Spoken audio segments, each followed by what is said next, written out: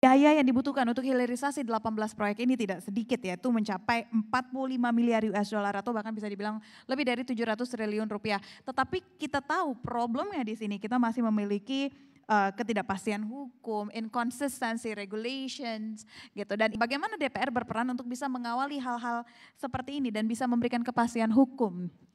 Sebetulnya kita jangan pakai istilah ketidakpastian hukum. Hukumnya sudah pasti. Ini terkait persoalan komitmen dalam melaksanakan dan kepatuhan saja.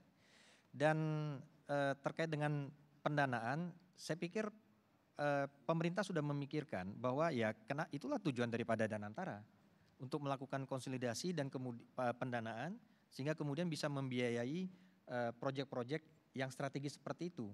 Ya, yang mungkin kalau dilempar kepada perbankan komersial mungkin ada yang ragu-ragu. Tetapi pemerintah punya interest, pemerintah punya kepentingan, pemerintah punya harapan. Nah, inilah tujuan daripada Danantara itu adalah bagaimana untuk mendukung proyek-proyek yang sifatnya strategis sehingga dapat berjalan. Sejauh ini update-nya seperti apa sih Pak yang rencana Danantara untuk bisa berinvestasi di kegiatan ini Pak? Kalau saya lihat ini kan Pak Rosan sebagai dirut dan jajarannya dalam tahap konsolidasi ya.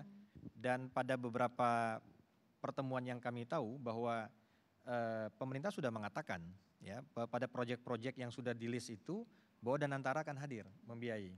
Dan kita tunggu bagaimana realisasi dan kami melihat progresnya ini cukup baik ya.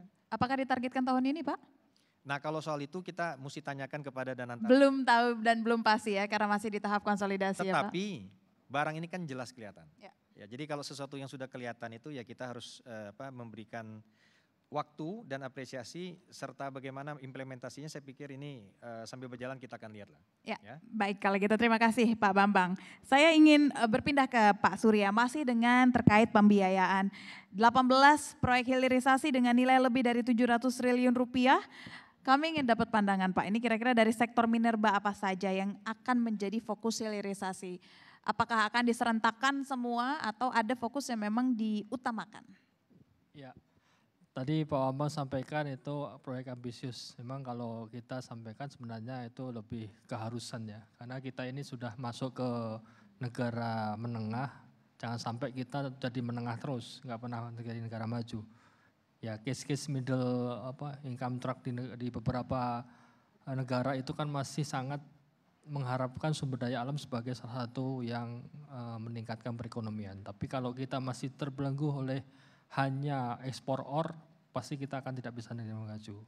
Tentunya pemerintah dengan asa cita sampai 2045 kita menjadi Indonesia Emas, ya salah satunya hilirisasi yang harus kita gerakkan. Memang proyek yang 18 ini salah satu proyek yang harus kita dukung dan pemerintah saat ini memang memfokuskan sebenarnya ada 5. Terutama terkait dengan batu bara untuk DME, kemudian bauksit untuk alumina dan aluminium, kemudian besi untuk slag, kemudian untuk solar panel dan tembaga. Karena 5 ini memang kita fokuskan dengan kondisi yang saat ini memang sangat potensial untuk kita garap, khususnya untuk yang proyek DME yang sahabat saya ini memang sangat dibutuhkan untuk ketahanan energi kita. Kalau untuk sektor batu bara Pak, ini hilirisasinya update-nya seperti apa, progresnya sudah sejauh mana? Karena banyak yang mempertanyakan dan mengkhawatirkan bahwa sepertinya hilirisasi batu bara ini masih berupa rencana, belum ada kemajuan yang cukup signifikan atau berarti gitu. Mungkin boleh dijelaskan sejauh ini perusahaan mana saja yang sudah melakukan langkah yang cukup baik yang Bapak ketahui dan apa yang mungkin menjadi tantangan terbesar dari sektor dari batu bara yang masih belum bisa menjalankan hilirisasinya dengan maksimal. Iya. Kalau yang mandatori kan kita ketahui PKP 2B yang perpanjang IUPK kan ada 6 ya yang sudah mengajukan untuk menjadi IUPK dan semuanya sudah menyampaikan ke kita untuk proyek hilirisasi. Nah sekarang kita lagi monitor sampai mereka nanti akan komisioning pada perpanjangan pertama ini.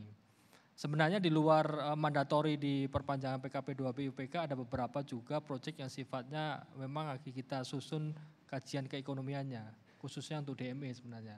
Sudah kita kaji untuk beberapa lokasi di Sumatera itu ada 3, di Kalimantan juga ada 3. Dan itu memang salah satu proyek prestisius kita untuk bisa minimal menggantikan impor LPG kita. Karena kondisi LPG kita sekarang 8,9 juta ton masih yang kita butuhkan, 80% masih impor. Kalau ada 6 lokasi ini bisa commissioning groundbreaking, minimal bisa mengcover lebih 80% dari kebutuhan LPG kita di tingkat nasional.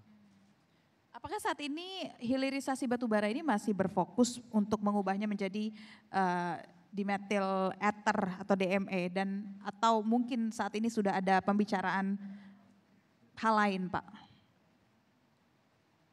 Fokusnya memang kita masih DME karena DME salah satu hal yang bisa menggantikan untuk ketahanan energi dari sisi LPG. Tapi kalau yang industri batubara yang lain yang terkait dengan hilirisasi dan sektor chemical untuk amonia, chemical untuk asam urat pasti kita akan dorong juga.